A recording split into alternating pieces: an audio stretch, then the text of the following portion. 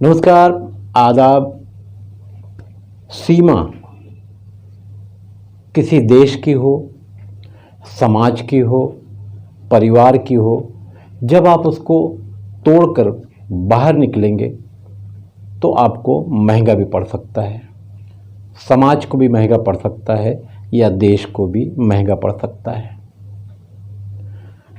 हमारे देश में समस्याओं की सीमा हद से ज़्यादा पार कर चुकी है, मगर फ़िलहाल हम पाकिस्तान से सारी सीमाओं को तोड़कर, यानी अपने परिवार की सीमा, अपने देश की सीमा और फिर भारत की सीमा तोड़कर भारत में उत्तर प्रदेश और दिल्ली की सीमा पर आकर अपने प्यार की उस कहानी को बता रही है जिसे लोग सुनकर बहुत गदगद हो रहे हैं। बात कर रहे हैं सीमा हैदर की और उसके प्रेमी सचिन के। पाकिस्तानी सीमा से निकलकर दुबई पहुंचकर, फिर नेपाल के काठमांडू पहुंचकर, फिर भारत की सीमा में आ जाना ये कोई खेलने खाने का काम नहीं है।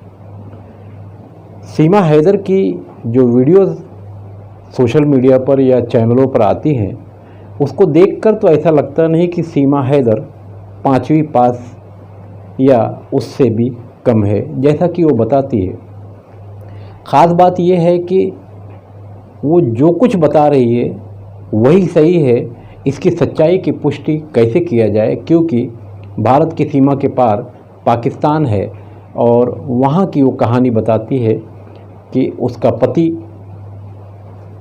सऊदी में काम कर रहा है और वहाँ से जो पैसे भेजता है उससे उसका गुजर बसर होता था, और बाद में उस घर को उसने 12 लाख रुपए का बेच दिया।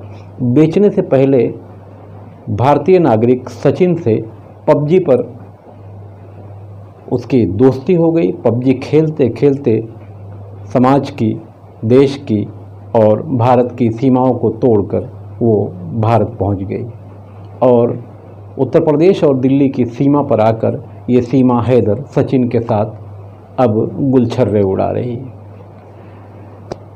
जानकार इस बात को मानते हैं कि ये इतना आसान तो नहीं है कि 12 लाख रुपए का घर बेचकर 6 लाख रुपए का टिकट लेकर 3 पासपोर्ट, कई सिम, कई मोबाइल और 4 बच्चों के साथ जिस तरह से सीमा हैदर उत्तर प्रदेश पहुंच गई, ये ख़तरे की निशानी तो नहीं है।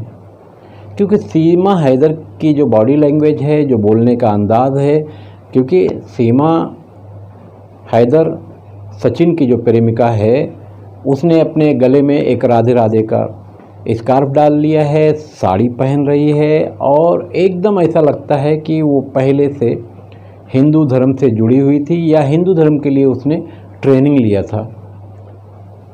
विरोध लोगों का इसका नहीं है कि सीमा हैदर वहाँ से कैसे आई, भारत में रहकर। हालांकि इसके पहले 1 साल पहले की बात है, इकरा नामक भी एक नाबालिग लड़की, वो भी नेपाल के रास्ते भारत पहुँची थी और वो भी उत्तर प्रदेश तक पहुँची थी।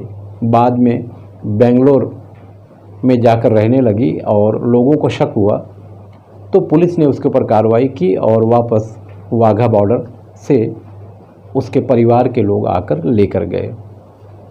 1 साल के अंदर ये दूसरी घटना है। हमारे देश की जो कहानी है, हमारे देश की जो सीमाएं हैं, मैं अभी पिछले साल अक्टूबर महीने में वाघा बॉर्डर तक जाकर आया हूँ। सुरक्षा के जो कड़े इंतज़ाम हैं, क्या सिर्फ देखने के लिए? पुलवामा की घटना सबको आज भी याद है। RDX आया तो सीमा पार करके कैसे आया, हमारे जवान शहीद हुए। तो इस तरह की जो घटनाएं हैं, हमारी जो सीमाएं हैं, तो क्या सचिन हनी ट्रैप का शिकार हुआ है? ये एक ऐसा शिकार है जिसके सहारे किसी और शिकार की तैयारी तो नहीं है। जानकार ये भी मानते हैं कि ये इतना आसान काम नहीं है कि सीमा हैदर पबजी खेलते खेलते नेपाल की सीमा से हिंदुस्तान आ गई। आने वाले दिनों में इस कहानी का अगला एपिसोड क्या है ये देखने जैसा होगा, क्योंकि इसके पीछे कुछ न कुछ राज तो है। हालांकि हमारी एजेंसियां भी उस पर नज़र बनाए हुए हैं, मगर जिस तरह से अपने नई ससुराल में मीडिया को फेस कर रही है, मीडिया की लाइन लगी हुई है, ठीक इसी तरह से एक फ़िल्म बनी थी पीपली लाइव, आमिर खान ने बनाया था। पीपली लाइव में भी ऐसी ही घटना थी। नाथा नामक एक एक्टर, इसमें ये दिखाने का प्रयास किया गया है कि किसानों को सरकार की मदद मिलने वाली है और अगर किसान ने आत्महत्या की तो ये मदद जल्दी मिल जाएगी। बहरहाल सीमा हैदर ने सारी सीमाओं को तोड़कर भारत में प्रवेश तो कर लिया। मीडिया का जमावड़ा ठीक पीपली लाइव फिल्म की तरह से उसके घर में, घर के बाहर मौजूद है, पुलिस भी मौजूद है। अब आगे की कहानी क्या है, ज़रूर कुछ न कुछ तो सामने आएगा, क्योंकि ऐसा लगता है अब तक जितने सोशल मीडिया नेटवर्क से वीडियोज़ आए, चैनल पर आए, उससे तो ऐसा लगता है कि कुछ तो गड़बड़ ज़रूर है। मैं खान फ़ख्र आलम।